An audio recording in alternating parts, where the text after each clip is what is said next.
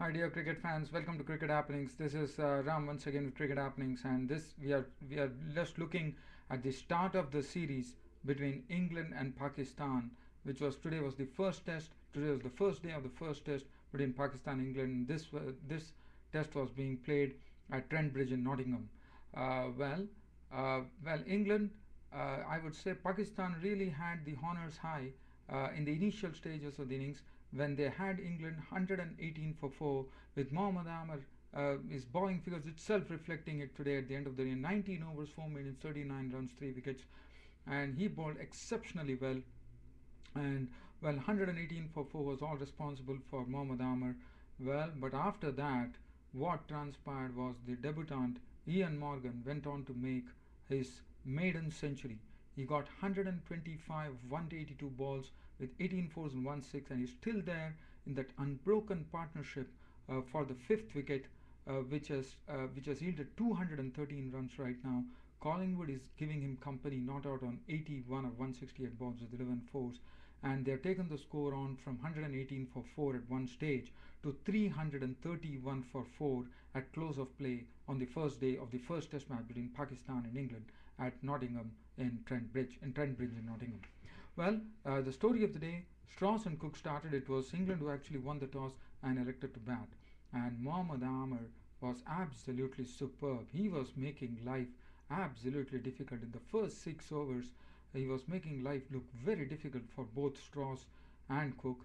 And even though Strauss scored some boundaries, but let me tell you, Mohammad Amir was simply superb. He was consistently beating the bat of Strauss and Cook. And then after that, Alistair Cook, the opener, was absolutely squared up. Imran Farab in the first slip took up a catch of the bowling of Mohammad Amir for 8. So he was the first to go, and England were 42 for 1. After that, Jonathan Trott and Strauss. Trott showed lots of confidence by playing some good drives, and Strauss, on the other hand, was cutting well and playing all his usual strokes. But after that, Mohammad Amir came in for his second spell, and he actually nipped in Strauss' wicket. When Strauss tried to carve a ball through the, I think he was just trying to cut it actually, and Kamran Akmal held the catch of the bowling Mohammad Amir 45 of 75 balls with 6 fours. And today, dear cricket fans, there was also the UDRS in place, the umpire decision review system, and that was good. There were a lot of decisions which were overturned by the umpire, then went upstairs, but it yielded no result. Jonathan Trott, and after that it was when they were 93 for 2 at that stage, and Peterson came in. Kevin Peterson was looking absolutely not at all confident in the crease. He was just struggling at the crease, and even though he hit 2 boundaries in his score of 9, Mohammad Asif got a delivery, a superb delivery, got that ball to just nip in a bit and hit the stumps. And Peterson was gone. Clean bowl by Mohammad Asif for 9, and England were in trouble at 116 for 3. And then more trouble followed when Jonathan Trott shouldered arms to an outswinger from Mohammad Amir, and he was adjudged LBW. He was adjudged in front of the stumps, and Trott was gone. LBW ball Mohammad Amir for 38 of 67 balls with 5 fours. 4 for 118, and things looked absolutely bleak for England, and it was looking like Pakistan were really going to put the stranglehold. After that, there was some testing time going on. In the meanwhile, I would like to say something here, dear cricket fans. Kamran Akmal's skipping today was absolutely abysmal. He followed what he did in Australia by dropping catches, missing a stumping chance of Collingwood, very easy stumping chance of the bowling of Canaria, and also, there were a lot of, I would say, Kamran Akmal was absolutely shoddy behind the stumps today. And as far as the bowling was concerned, after that, Salman brought Dinesh Kaneria into the attack, and Dinesh Kaneria was also guilty of not bowling really well. He was not flighting the ball. He had the luxury of flighting the ball, but he was actually bowling long hops, and for which the batsmen were taking advantage. But Collingwood and Morgan, what they did is they just buckled down to the task, and for the first 15 overs, they were very circumspect, both of them, just putting bat to ball because it was a testing time going on. And after that, it was all started by in fact, Ian Morgan, who started race from a score of 9 to 33 with just 6 boundaries. And then they started getting into the grave. Collingwood started cutting well.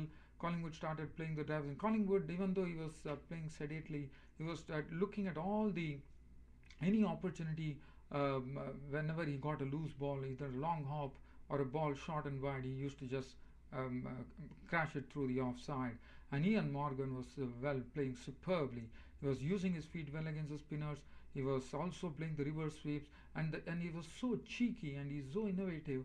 Even though the field setup was done to actually stop him from actually putting on the strokes, but Morgan was so good. He was so good in actually placing the ball through the gaps, and the fielders were just they had no other choice but to concede the runs.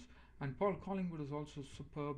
He was also playing beautifully, and both of them went on. And Ian Morgan actually struck a six to actually reach his maiden century. Shoaib Malik was the bowler who actually, when he bowled the ball, and Ian Morgan just freed his arms and put, in fact, launched Shoaib Malik into the over the fence for a six to bring up his century. So that was a great knock from Morgan, and this player has actually taken the score on to 331 for 4 wickets at stumps on the first day of the first Test match between England and Pakistan. Paul Collingwood is not out on 81 of 168 balls with 11 fours. Ian Morgan was not out 125 of 182 balls, 18 fours and 1 6. Now let's and so basically Pakistan had a real stranglehold on the match at 118 for 4, and they left all the initiative slip by. And well, as I said, after the other than Mohammad Amir, in fact, Umar Gul was guilty of bowling a lot of no balls. They bowled 5 no balls in all. Mohammad Asif definitely bowled well, but I thought he could have bowled better. And Danesh Kaneria also was guilty, who actually gave the chance for Collingwood and Morgan to really settle and start playing the strokes. Shoaib Malik was impressive in his bowling of 11 overs, 2 maidens, none for 39. Danesh Kaneria bowled 21 overs, no returns for 100 runs. Azhar Ali bowled 1 over for 9 runs, Umar Amin 1 over for 3, and Imran Farhad bowled 1 over for 5 runs.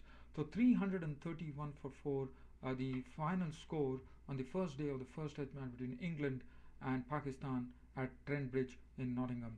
And well, looking at the pitch now, if tomorrow Collingwood and Morgan can go on to, because they still have some batting to come with Matt Pryor, Swan, Stuart Broad can also bat. So it is going to be interesting. Pakistan definitely have to pick up some quick wickets tomorrow to really restrict England to not reach 500 mark. Otherwise, if England are going to reach the 500 mark, they are going to put a lot of pressure on Pakistan for sure. So well, dear cricket fans, we are waiting for the proceedings to begin tomorrow on the second day at Trent Bridge in Nottingham. And so from tomorrow we would be in a position to say how things are going to go. So let's wait for the second day's play at Trent Bridge in Nottingham. Until then, dear cricket fans, subscribers and friends, this is Ram finally signing off for the day. Thank you.